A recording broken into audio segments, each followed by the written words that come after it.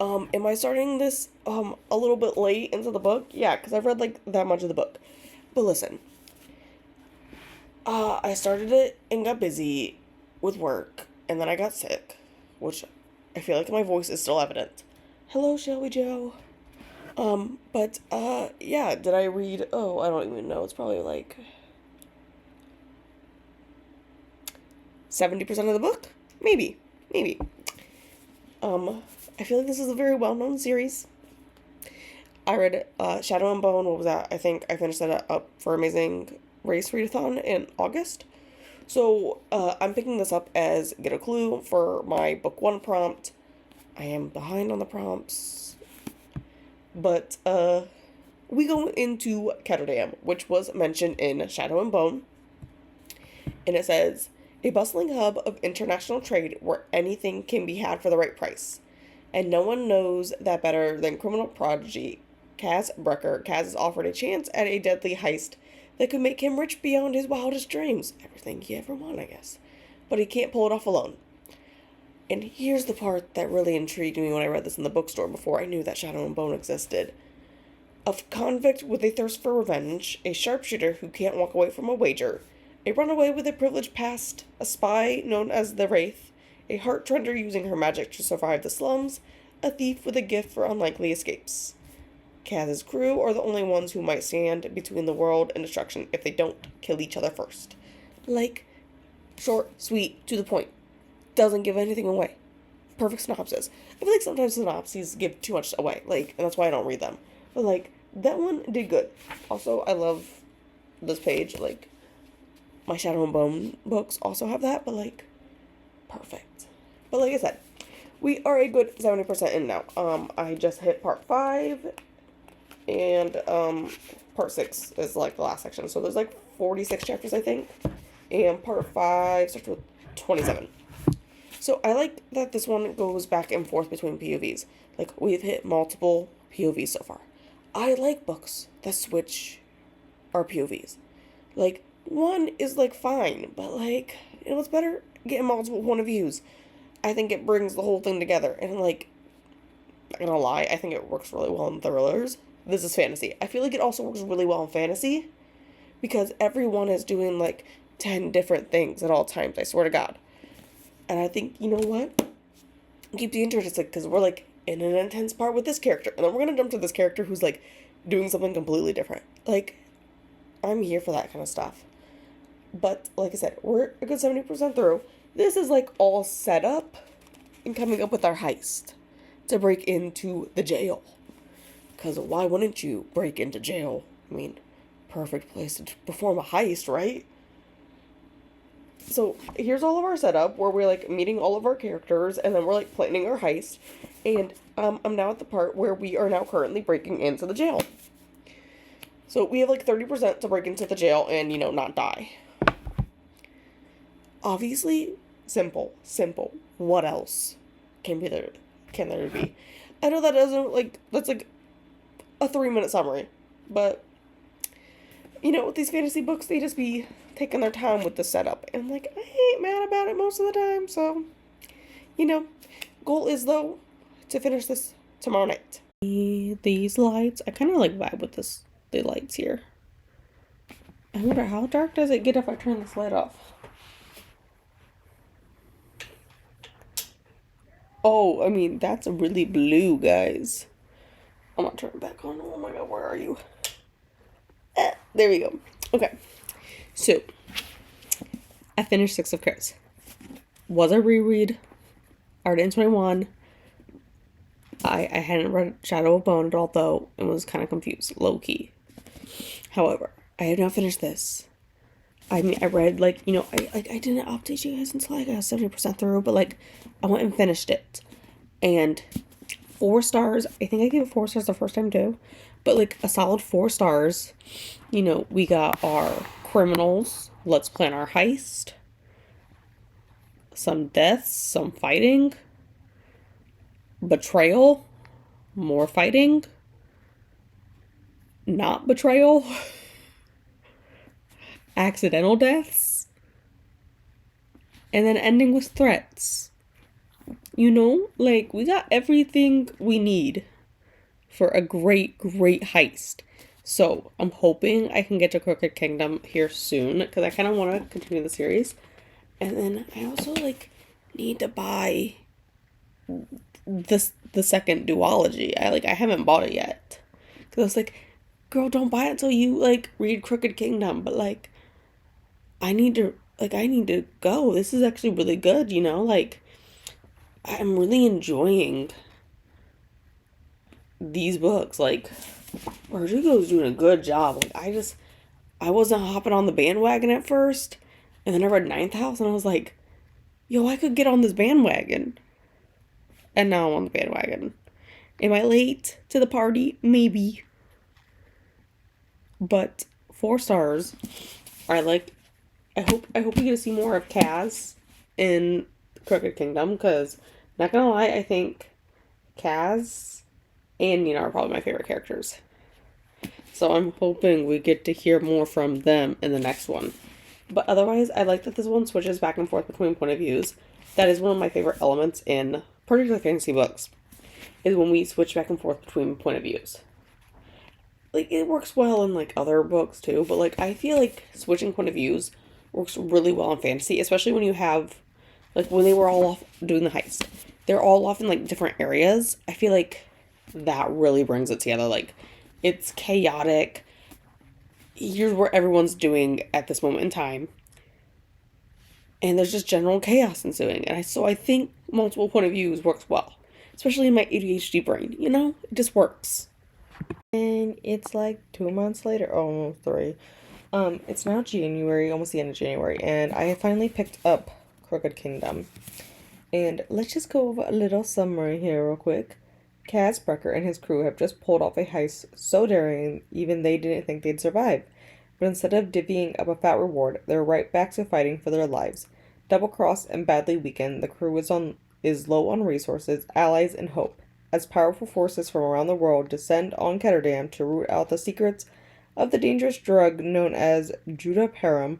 Old rivals and new enemies emerge to challenge Kaz's cunning and test the team's fragile loyalties.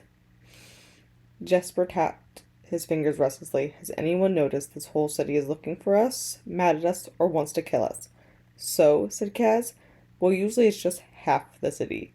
A war will be waged on the city's dark and twisting streets in a battle for revenge and redemption that will decide the fate of the Grecian world. So, I am now 50% through. I'm actually closer to 54, and my goal is to finish this in the next 2 days, which is a large task considering how long this is taking me to read it. But, like, this is the only book I am reading right now, so I can dedicate, like, all of my time to this one. So far, you know, we started off with some action right away, which is great. I was looking for, you know, some action in a book. Especially, I've really, so far this year, I've been focusing on a lot of mystery and thrillers.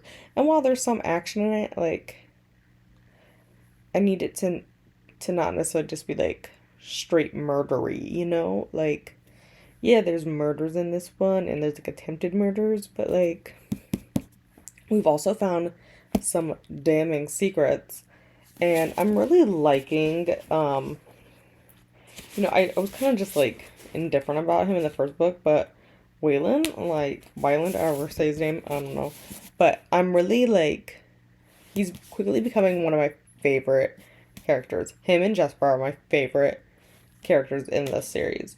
I really don't mind Nina either, so, and I have, like, avoided spoilers for, like, literally everything. And I don't know how I've managed it. I think it's just, in general, I am so off of my own little world that, like, I don't notice anything.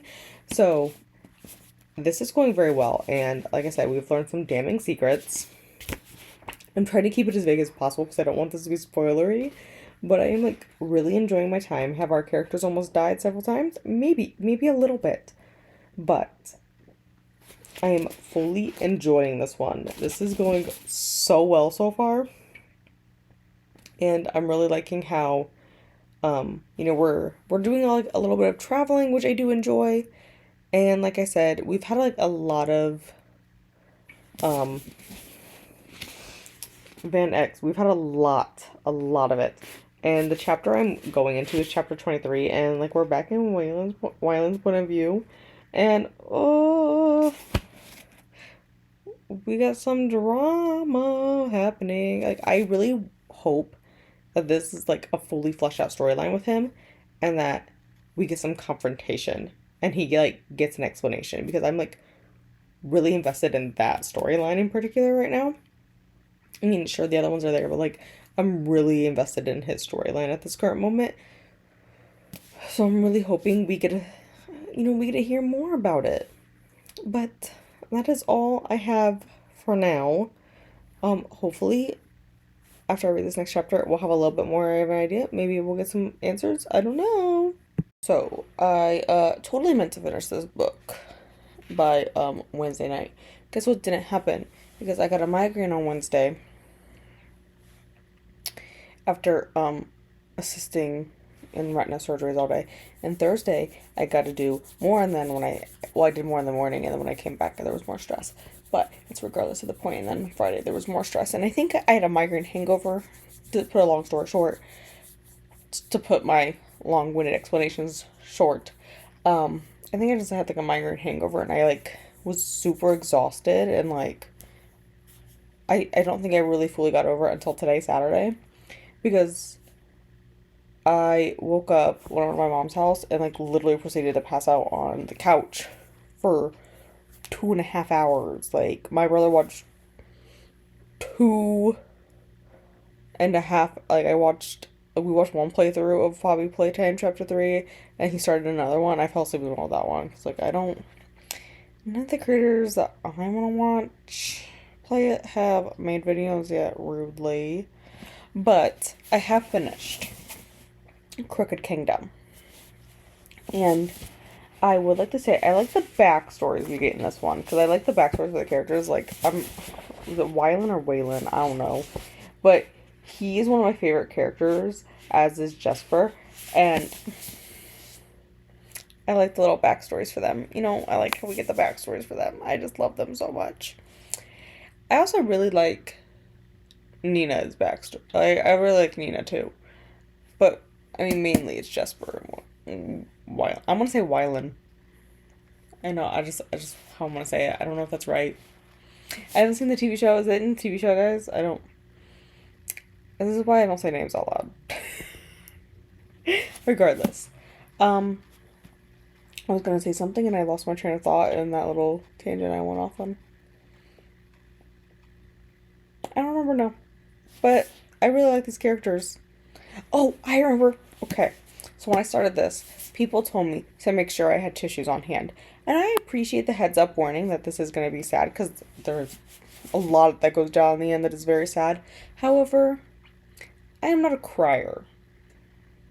Like in general life, I am not a crier. And I'm not going to cry during a book. Especially because, like, as much as I love these characters, this isn't Percy Jackson that I've read 10 plus times. Like, that was a series I would cry over, this is the first time I've read this. I could see myself getting to that point, but also, like, I'm invested in these characters, but I'm not, like, wholeheartedly invested. Like I said, Percy Jackson or the book series where I have 36 books. I don't know all 36 books. I've read 35 of the 36 books, and I've proceeded to start buying them. But, like, those, I am heavily invested in these people's lives at this point. While I really did enjoy this is a 5-star read. So I think I want to say I gave Six of Crows 4 stars. Again, this has been months since I've read this. You gotta love how consistent I am. Yes, I gave it 4 stars. I saw it put up on my phone. But like I really did enjoy this, and I really recommend this. I want to continue it, but I have to acquire. When I say continue, I want to continue with King of Scars and Rule of Wolves, but I have to acquire them. And I've been trying to look, because like I have these in a box set, and I have Shadow and Bone in a box set, but like I can't find a box set for the next two. And like I'm kind of sad about it because I kind of want them in a box set. You feel me? But again, a lot goes down in the end of this series. And while recently stuff like that has been annoying me, I think what's annoying me in other books is that it's like twist after twist after twist. This one is just action, action, action, action, which is like much better for you continuously putting a lot of stuff at the end. And I like how we like there's so much like interweaving plot lines, like you can tell that Kaz is like a real mastermind at this stuff. Like there's all these interweaving parts. I don't know why I'm doing that, but like it interweaves and like parts that happened back then is happening now. And it just like all like starts to merge and connect. And can I just say I love how vindictive these characters are. I'm like, oh, y'all just don't let people walk over you. You like they're gonna beat people like the shit out of them for crossing them. And like I am here for this, for your like violent tendencies and your maybe you're taking this a bit too far for something, but like I'm here for it. Like it gives kind of like low key mafia vibes from like 19th century setting, which I fully enjoyed. I had a really good fun time reading this series, and like I said, I really do want to continue with the continuation series, but for the time being, we are on a book buying ban, so that is not going to happen. Hopefully soon.